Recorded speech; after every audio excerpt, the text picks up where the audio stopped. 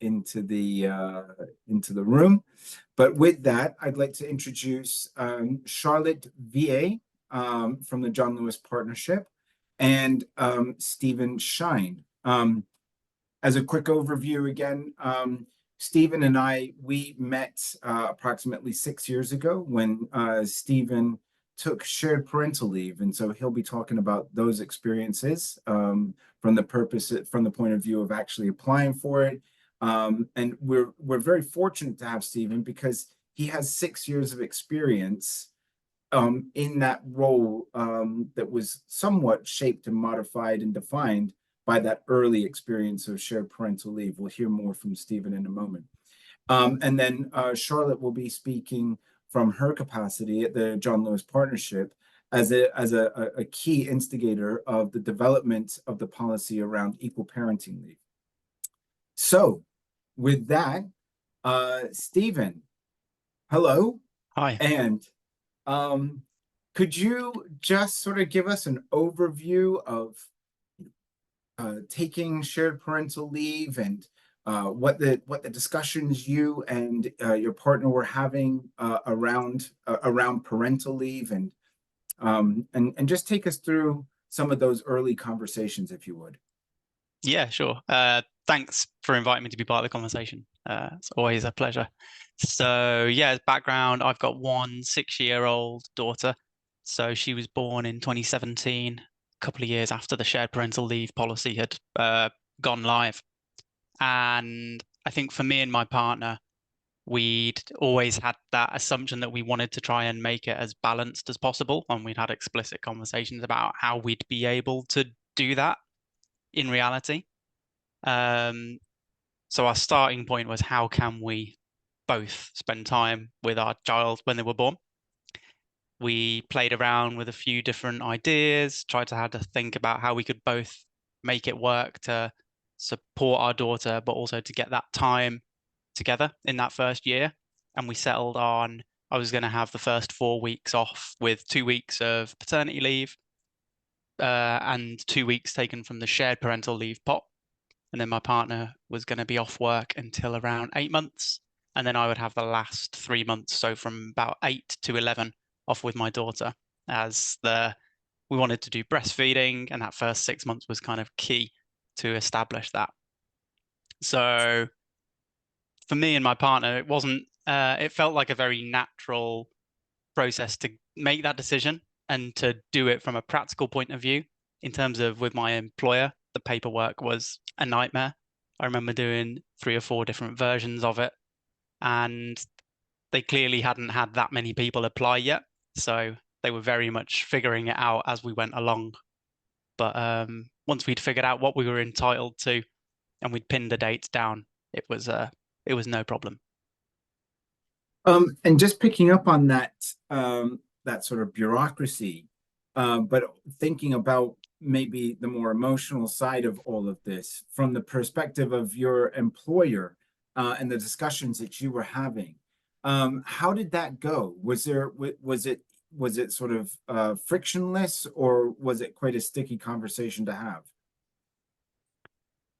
I remember it at the time because, well, me and my partner both worked for the same organization. So we were very fortunate that we could all meet in the room at the same time and have a look at the whole plan together, rather than having to interface between 2 different organizations and 2 bits of forms.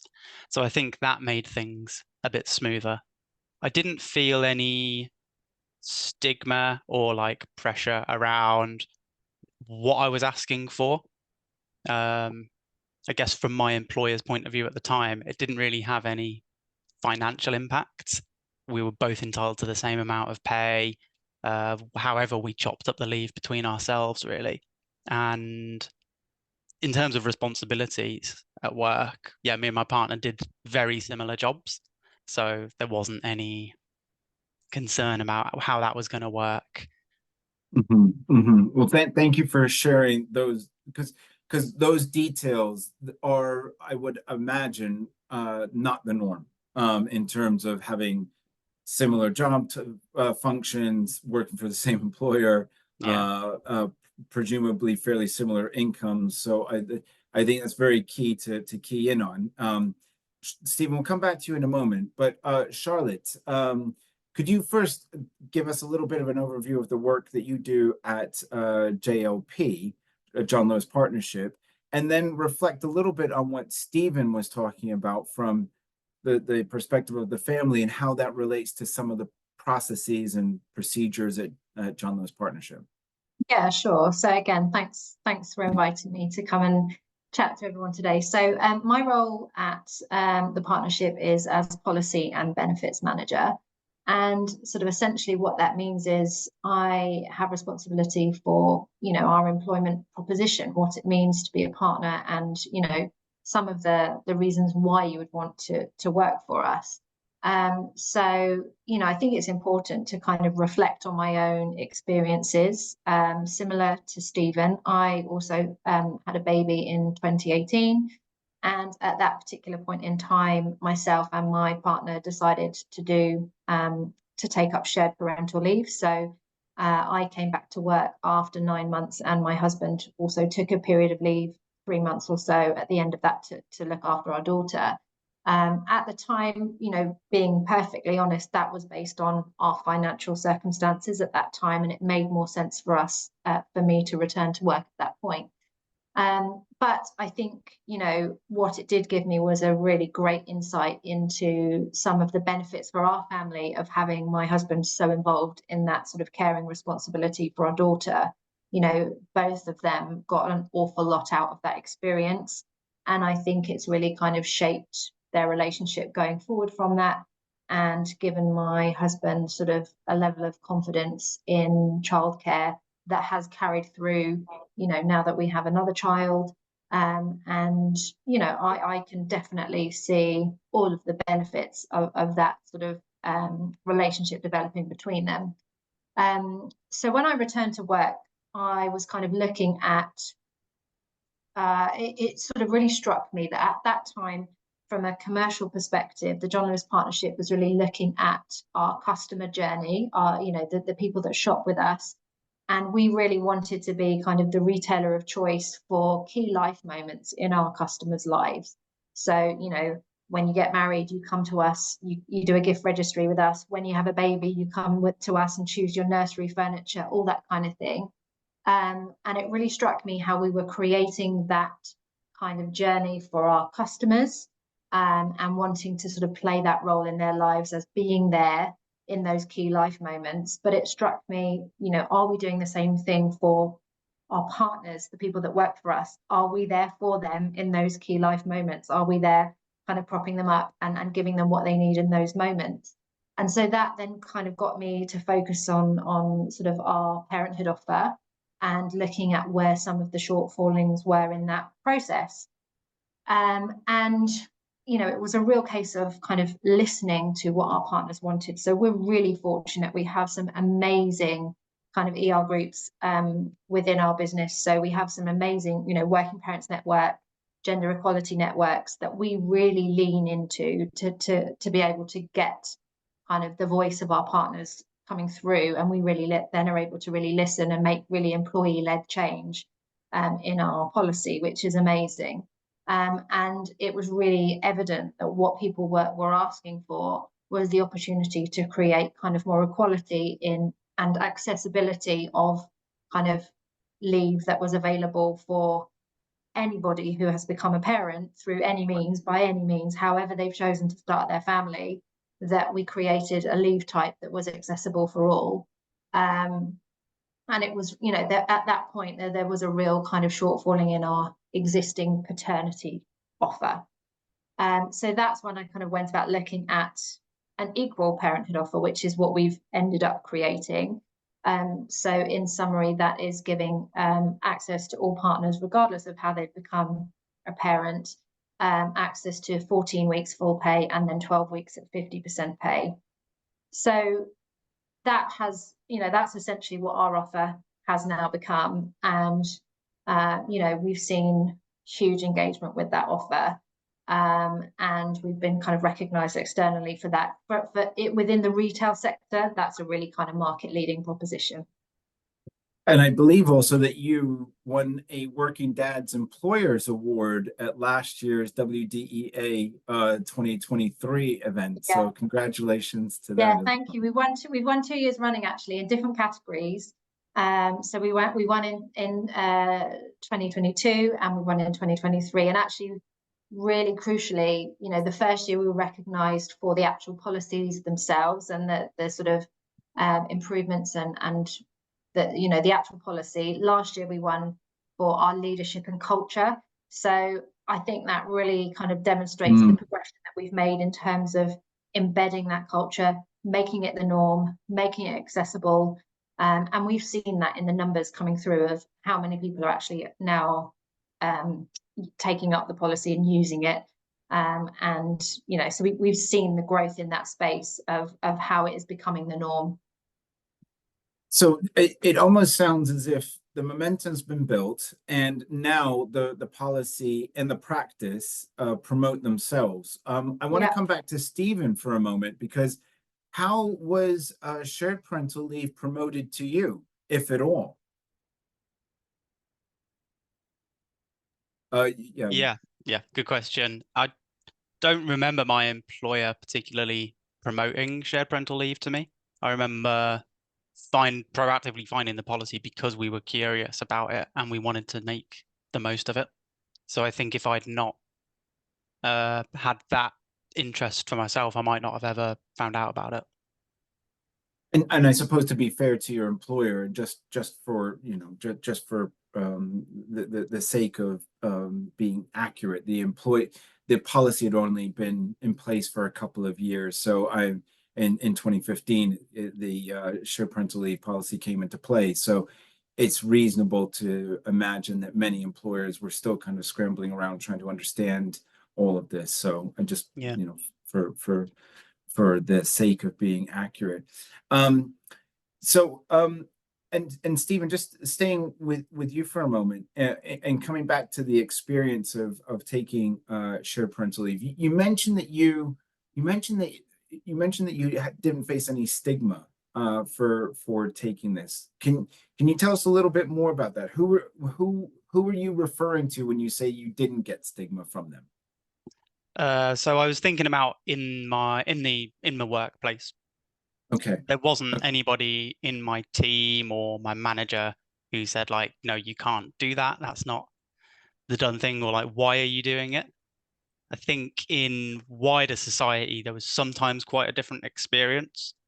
I know Jess has asked what did I do with my time off, and one of the key things I did was like go into children's centres, you know, doing the stuff that every new parent does with their child. And I do remember there being some occasions where I think one person explicitly said, like, why are you here? And people started to ask, oh, your partner's really generous to give you her leave. So it did almost feel like I was interloping a little bit with some of the different groups. No, I just share my own experience of being at playgrounds. If my children were some distance away from me, I on a couple of occasions I was approached by somebody saying, you know, who are your children? You know, and I can understand. I look, I'm not so sort of like righteous to think that there isn't a reason for thinking about safety and security. I totally understand that. But I suppose what we're looking to work towards is a society where it's a little bit more, I don't know, acceptable for a father to be in a playground space or at a children's center or at the library or wherever those more stereotypically female domains have been, that we can start to break down those stereotypes and actually build a little bit more of an acceptance culture. Charlotte, coming back to you then, and thinking about, you know, we talked about how the momentum has been built, the culture has been there.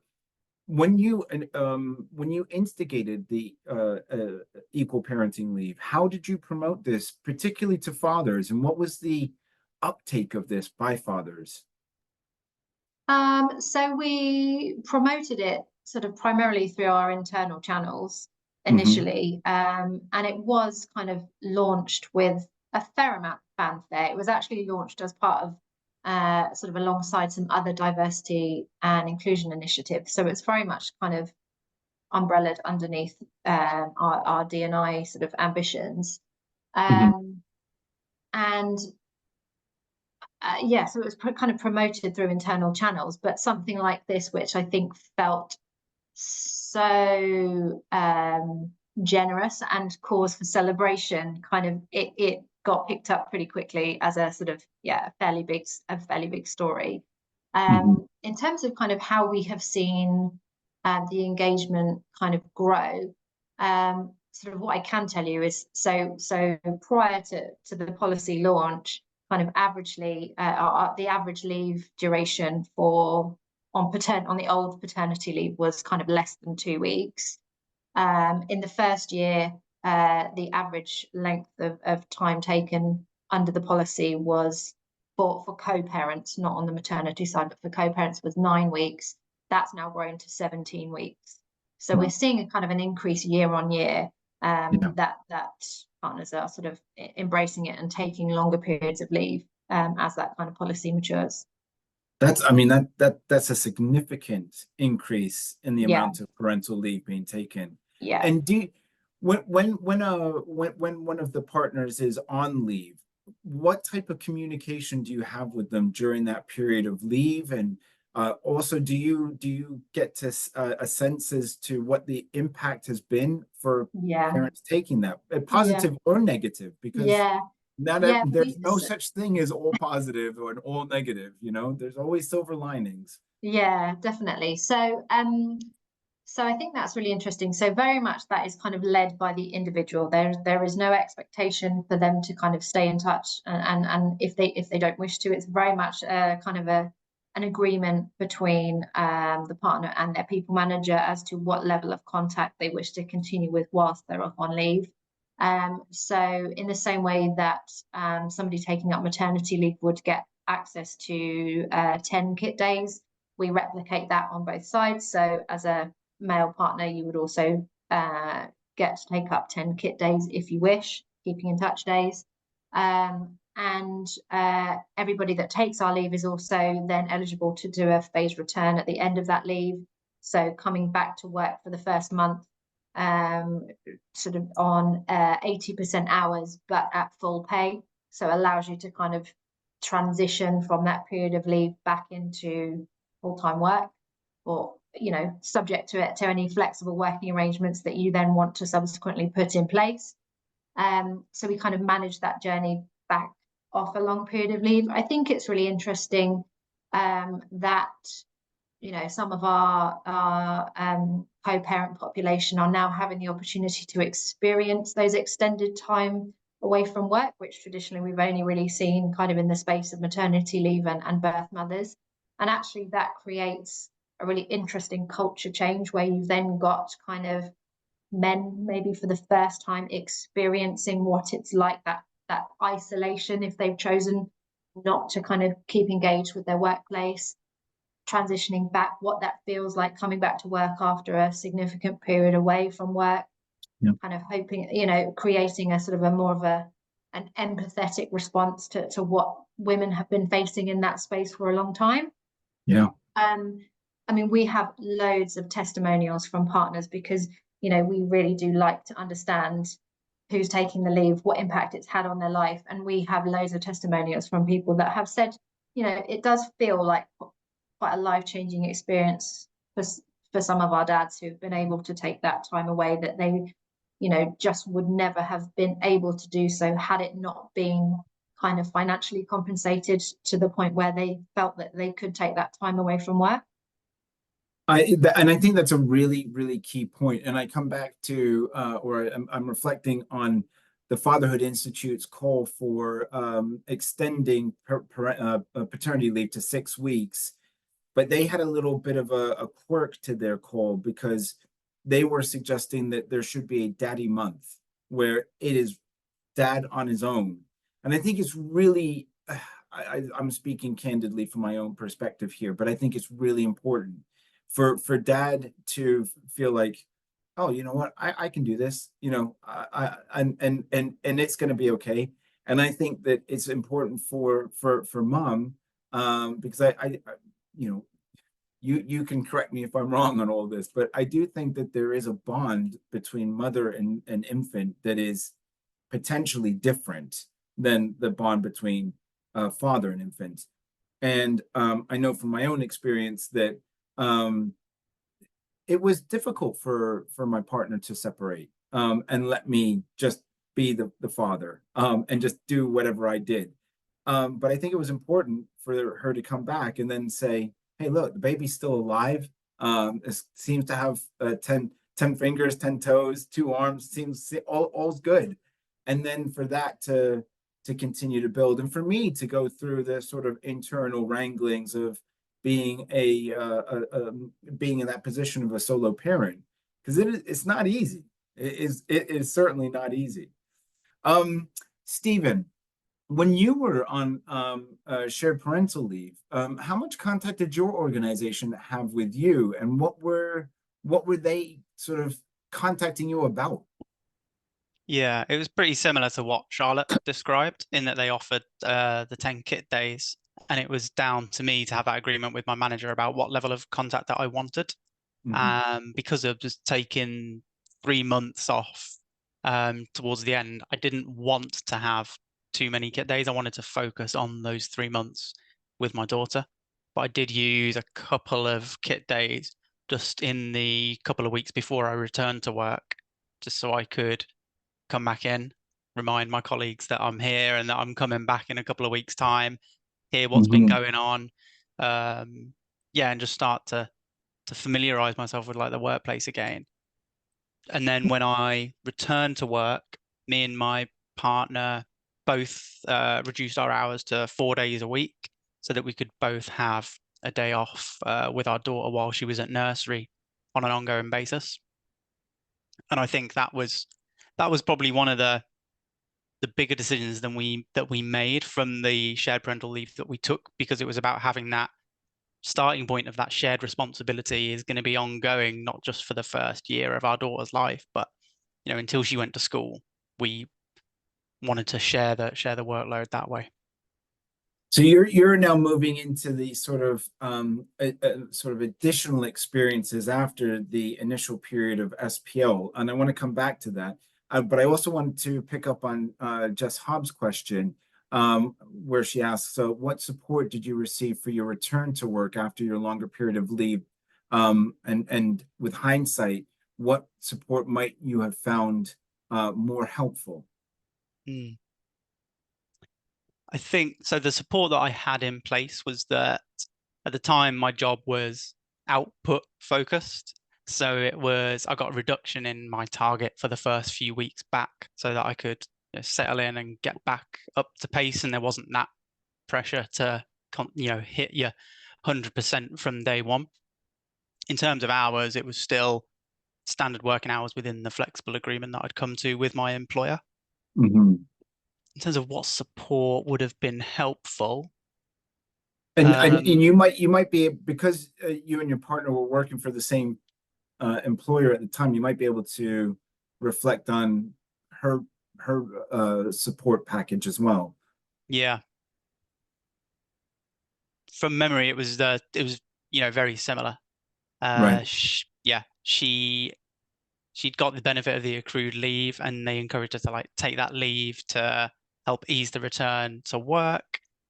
I remember, when you first start back at work and your child's sick from nursery at least once a week for 3 months, they were very supportive of me, going home early to do the pickup if I needed to, and taking time off to look after my daughter. And again, like me and my partner were able to share that, because we've got that foundations of having the shared responsibility for the childcare. And that is such a key, it's such a key point to raise, because I think that with the 2 week statutory paternity leave offer, which is I think it's the lowest in Europe, and it's below OECD average, you get this sort of situation whereby even those fathers who take it, it's not enough of a time to make a transition into actually playing a heavily involved provider and carer for childcare. And so that those phone calls, they almost de facto start getting pushed over to mother again. And we all know, those who are parents, that those first 3 years, the first thing that you become sick and tired of is being sick and tired. And you need that, it is that whole idea of a village to raise a child. Yeah, I think for me, it's as well just being there when you're then doing the bureaucratic processes of filling in forms and putting your name and number on things. You become the default person to do it when you're registering for nurseries, when you're registering for doctors and things like that. And yeah, it just creates that kind of baseline that you are the contact. Yeah. And Charlotte, from your experience of delivering the policy and gathering testimonies, is what Stephen's saying, like, does that resonate with you? Is that what you hear back, or and what do you hear in addition?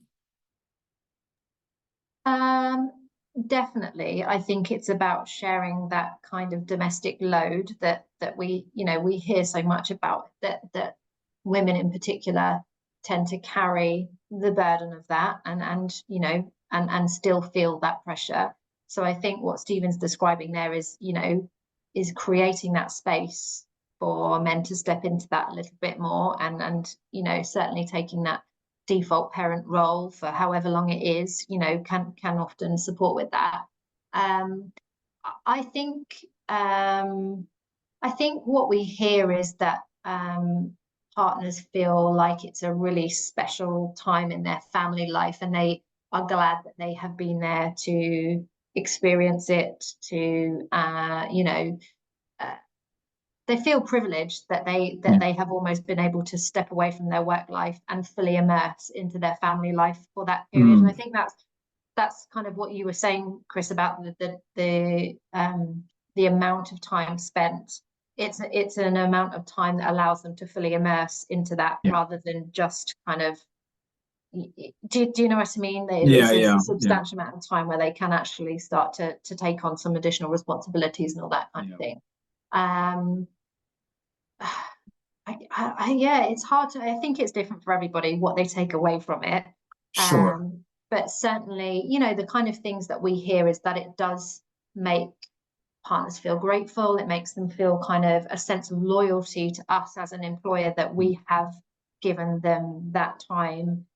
They feel it's a privilege that we've given them, that opportunity. And so I do think they feel a kind of sense of gratitude and loyalty towards us as their employer for that.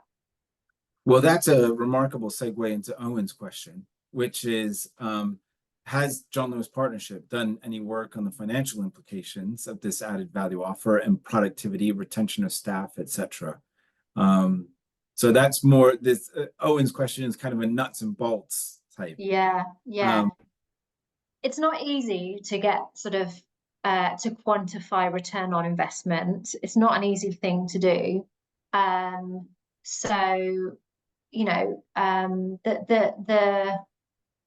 The honest answer is that, again, it's also really difficult to quantify or to predict, shall I say, the cost of this kind of implementing this kind of policy, because there are so many variable factors. We've measured it year on year, and we have varying degrees of uptake year on year, varying degrees of duration of leave, varying degrees of kind of the seniority of partners taking that leave. So if we have, we're fortunate, we have seen a massive growth in the number of senior leaders taking this leave and role modeling this kind of leave, which is amazing from a cultural perspective, but it's more costly because they are higher paid partners that are taking up the leave offer. So there are loads of variables which make it difficult to predict the cost year on year. But in terms of kind of return on investment, I know, we have people that are working here now that have been attracted to coming to our business because of what we stand for in this space, and because it means a lot to them that they have an employer that is going to support them through their parenthood journey. We do know that we've retained people on that basis. We do know that it is, in terms of the retail sector, it is, we are market leading, and, we are the ones that people want to come and work for it, for the parenthood policy. In terms of kind of, do we have metrics on productivity and things like that as an output? I can't say that we do at this particular point in time, and that might come, with time. We've only had this policy kind of for 2 full years, and continue to kind of monitor it as it goes on. But I'd say measuring return on investment is difficult. It's anecdotal at the moment, rather than us being able to really put a price on it. Yeah, and I mean, one might offer a philosophical stance, just to sort of blunten the blow. I mean, are we always numbers? Are we always just digits on a spreadsheet? No, because I mean, quite honestly, I don't think we would have done it on that basis. This was definitely about doing the right thing, trying to encourage others to follow suit. Actually, in that space, we were very much kind of on the line of thought that, a rising tide floats all boats. We wanted to be the first, but we wanted to influence change in this space. We wanted others to meet us, and to kind of start to follow suit. I'm not sure we've seen that as much in the retail space as we had hoped. Certainly outside of retail, equal offers are becoming more and more popular. But within the retail space, it's, we're still probably one of the only ones that have such a far-reaching paternity offer equivalent. Yeah. And just sticking with some of the implications of rolling out a policy like that, there will be others, I'm assuming, within your partnership network who are by choice childless, who are not yet there in terms of having children, but they see others who are taking this leave and they're saying, well, wait a minute, can I take yoga breaks or whatever it is that they want to do? How do you manage that dynamic? It's really difficult. It's really difficult to be all things to all people, for sure. And that is really difficult. And that's why, this particular change was really rooted in employee feedback through those kind of network groups, because there are always going to be improvements that we can make in our policies and our proposition. It's just that particular point in time, the paternity offer was felt to be, the one that partners felt most passionate about addressing first. With all the money in the world, we'd address all of the imbalances, and we'd want to enhance everything that we could with paid options. But this was the one that felt kind of the most pressing at that particular point. And we definitely do hear from partners who say, this doesn't help me. I'm not planning on having a child. I don't, this doesn't, what's the equivalent offer for me? And, that's something that we want to look at aspirationally, is what other life moments can we support for partners that mean something to them. So, that's where we would kind of look to build out our offer in other areas, to support, for example, carers leave, or, other things that will have hopefully a similar impact on partners with other responsibilities and other passions outside of parenthood. So we've started here, but this isn't the end point. Aspirationally, we would want to sort of top up things across the proposition that will hopefully benefit more partners. Stephen, coming back over to you and thinking about these sort of life courses and the impact of taking paternity leave, especially in the quantity that you were able to take it, were there any drawbacks? I mean, when you think about your own career trajectory, was that shifted in any way, do you think? I think that's a really good question, and it's hard to know, like, in retrospect, if your course would have changed. But I would say that when I was thinking about some of the benefits that me and my partner got out of this, one of the things I wrote down was the impact on both of our career trajectory, because it may have come at a cost to me, I'll never know. But what I've seen is that both me and my partner have continued to progress and develop at work. And I'd like to think that's been supported by the fact that we've split the workload and that stress hasn't sat on one person's shoulders for 6 years. Yeah, I mean that sounds completely reasonable to assume that and to suggest that. And also thinking about Charlotte was talking about being kind of a beacon for the retail sector, but you've been a beacon to those in your immediate circles, and in other spaces too. Do you get a sense as to what impact you may have had on the decisions of others that are in your kind of sphere and their decision-making processes?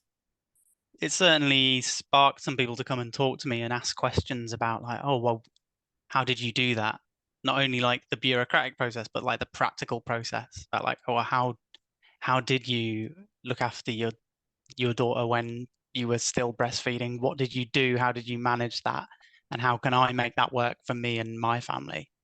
Especially when the policy was so new, lots of people didn't understand exactly how the policy worked. So I was able to talk them through it and help them out in understanding, like, what are you actually entitled to? When will you get paid? When will you not get paid? And how can you chop up that time off over your year? And so did you have anybody come up to you and say, oh, on the back of watching you do this, this is what I'm doing? Or was it really kind of quite technical questions? I definitely remember at least one person who, who decided to share the leave with their partner as a result of me doing it. And I'm not sure. Yeah, I don't think they would have taken that time off if they'd not seen somebody else at their organization do it. I mean, that's a tremendous legacy. And Charlotte, coming back to the legacy of John Lewis Partnership, I mean, Tesco not long ago announced their enhanced parental leave policy as well. I mean, how do you as a team take the impact of what you're doing on a more kind of national basis and celebrate that? Because it should be celebrated. Yeah, definitely. It should be celebrated, because that's exactly what I was trying to say, is that's the kind of change that we had hoped to influence, and I think we are sort of slowly helping for that to shift. How do we celebrate it? I mean, I don't know. I mean, I guess we promote the message out there through our website, through our social channels. It's become kind of one of our hero benefits, which we are becoming kind of renowned for, in the same way that we have our kind of our long leave benefit. So when you've worked for us for a long time, you get a sort of an extended period of paid time off. So we've always kind of been really well known for that. So it's becoming one of those things that we are kind of synonymous with, which is amazing. Fantastic. Stephen, Jessica Hobbs has put a question in the chat for you there. What were the benefits for you of splitting your leave part at birth and part later? If you had a choice to do it again, would you split it the same time? Yeah, great question. So I think I would split it in the same way. And the reason that I say that is because, like we were talking about earlier, I wanted that independent bit of time where it was just me and my daughter. Yes, there's benefit in us all being together as a family, but I think there's also benefit in having that alone time and being responsible for the clothing and the feeding and all the stuff that goes with looking after your child, as well as the emotional connection that you build up.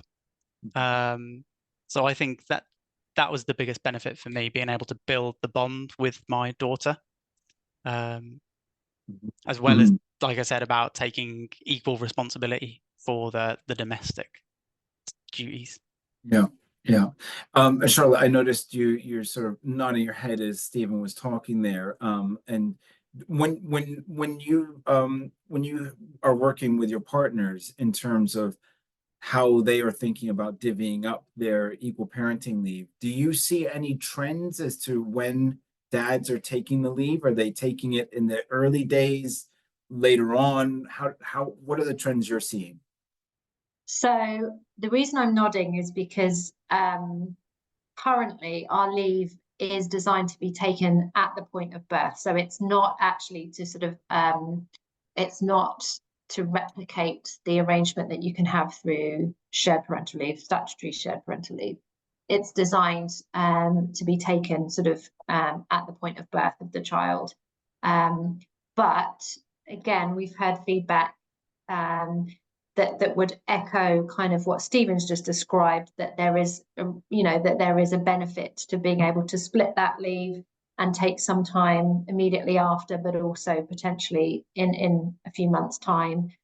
So it's that kind of feedback creates great opportunity for us to kind of reiterate, refine, review kind of our current offer. So that's why I was smiling along, because what Stephen's saying is exactly what I'm hearing from our partners, that they would relish the opportunity to have that kind of flexibility. And out of interest, is that feedback coming equally from mothers and fathers, or mostly mothers, mostly fathers?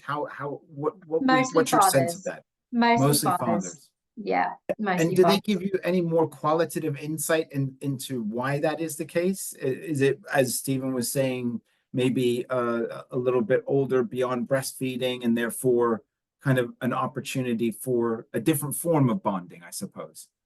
Yeah, I think so. So I think what I hear is that there is a desire to kind of be around in those very early stages, but then a desire to kind of step back and then step in again at a point where, like you've said, kind of maybe feeding options are becoming more open, and perhaps the child is taking sort of longer periods away from mum, and therefore, there's more chance to kind of to nurture that bond, but also to support somebody returning to work. So, we do hear that is, and similar to what Stephen's described, that, creating an opportunity to take paid leave, which allows one parent to return to work, is also really valuable.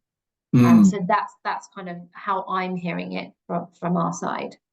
I mean, this is a thing about this particular conversation, because I've heard people who are thinking about applying for a shared parental leave. I've heard from the perspective of employers who give shared parental leave, but I've not heard this conversation where you have both sides in the room, and one side has taken shared parental leave so long ago that there's an evidence, at least empirically speaking, of the pros and cons. So this is really unique. I want to come to Owen's question stroke comment in the chat, because it's about the wider aspect of kind of promotion of fathers as fathers. But is there a sense that this is also about allowing or promoting fathers, men's enjoyment of hands-on practical parenthood, rather than the more traditional breadwinner role, or broadening the framing of it as sharing a load or taking pressure off mothers and women? Whilst that's true, we should be more positive about parenting. It is rewarding, challenging, affirming, and informative life experience that for men in particular can be transformative, let alone the benefits to the children or child. So it's this sort of idea of actually promoting this, not just as a men, you can do this to support your birth partner, but actually you can do it kind of for yourself. And this is that there are great benefits for you. It's not, because it's almost like by framing it in the first way, it's almost duty bound. Again, a bit like the duty call of being a breadwinner. It sort of dulls the potential benefit to the individual. I mean, Stephen, what would you say to that? I mean, you've kind of said a lot already, but just being more focused on that aspect and thinking perhaps even more broadly about shaping masculinity through the positive promotion of fatherhood. Yeah, I think I know that I've put quite a lot of emphasis on like sharing the domestic duties with my partner, but when I was talking to her in preparation for this, she said like the bond that I have with my daughter now is very strong, and she enjoys spending time with me. I enjoy spending time with her, and I feel fulfilled when I spend time with her, and because of the bond that we have together. And again, it's very difficult to look back and say how would things have been if I'd not taken the leave that I had, but I do think there's a connection there. Mm-hmm. I look at other friends that we've got around us who've taken more traditional routes, and you can see that sometimes the bond between the mother and the child is clearly stronger than between the father and the child. Whereas for me, I feel like we have a very balanced relationship within our family, and I definitely feel happier and more fulfilled as a result of that. Mm.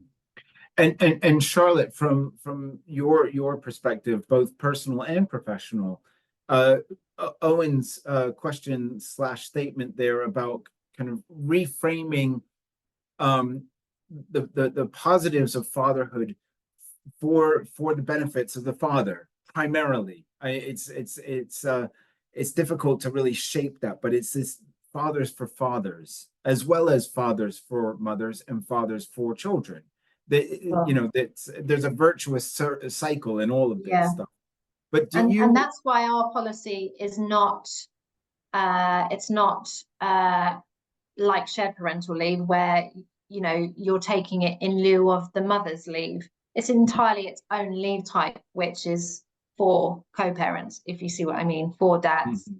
It's not sort of designed to be a tag teaming effort. You can take it however you want. It's not designed to be at the cost of the mother's leave or vice versa. It's just its own leave type. So it kind of promotes that. It does sort of indirectly promote that idea that a father is just as entitled to that leave as anybody else. Mm-hmm. Yeah. And in terms of the evolution of the policy as it is in its current state, you're obviously gathering testimony, you're gathering feedback. People are saying, "Oh, could we reform it like this or reshape it like that?" Where do you see this policy over the next, say, 2 or 3 years, for example? That's a good question, Chris. You've kind of put me on the spot there. How do I see it? I see, because how this policy started was listening to what people within our organization want. We think it's been a success based on kind of the numbers of people that we've seen taking it up and some of the testimonials that we've had back. But I think what's important to acknowledge is that what people want from it might change. And so I think we need to be really open to listening to is it doing kind of what partners want it to do? Is it fulfilling their needs? And so I think really that is what will shape us going forward is to, is it still fit for purpose? And have we, because there are levers and things that we can pull to perhaps kind of reform it and reshape it to fit the bill. So I think that's kind of what we will continue to do, and that might be making it kind of more flexible so that partners can split it up into more distinct periods if they wish to do that and things like that. So that's kind of how I see it iterating as we go forward.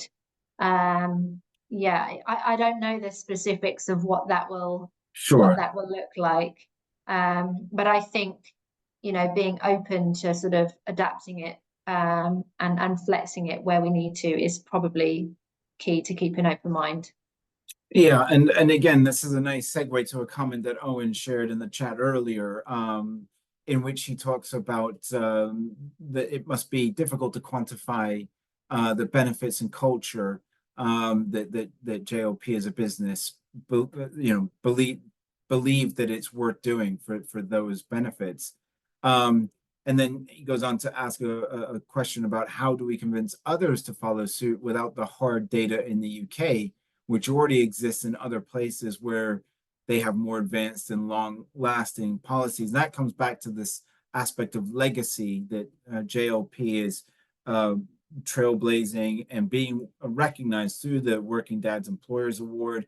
You're gathering testimony of people coming towards you as an employer because of this particular policy, and also staying because of the good faith and the great relationship that you're building with your partners. I mean, it's quite unique actually to see your employee and your staff as partners in the first instance, rather than just employees and staff, right? But so that already is unique. But this whole everything that you're doing, and Stephen, everything that you have done as an individual is shining this light on the benefits to the family. And as we go towards the term work-life balance has been around for quite some time now, and hopefully it will continue to be that way.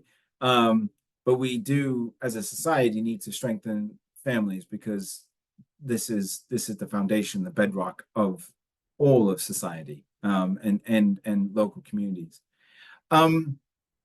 I don't see any further questions in the chat. I think we've kind of come to the natural conclusion for this episode.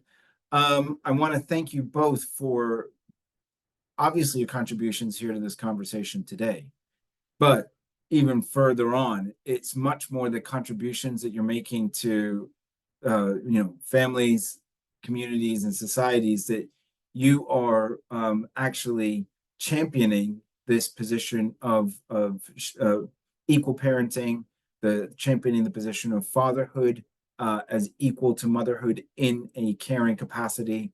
These are significant things that you are doing and have done. So I just, congratulate. Little clapping emoji from Chris Stein at Future Men, right? That's where we're at. Does anybody have any last minute comments they want to make before we conclude this? No? Okay, well then, we come to the conclusion of this episode of Agenda Dad. Thank you very much, Charlotte and Stephen. You've been fantastic contributors, and we really appreciate all that you've done. Thank you. Thanks very much for having us and letting us take part in the conversation. Really appreciate it. Yeah, thanks, Chris. Appreciate it. Thanks, Stephen. Okay, thanks.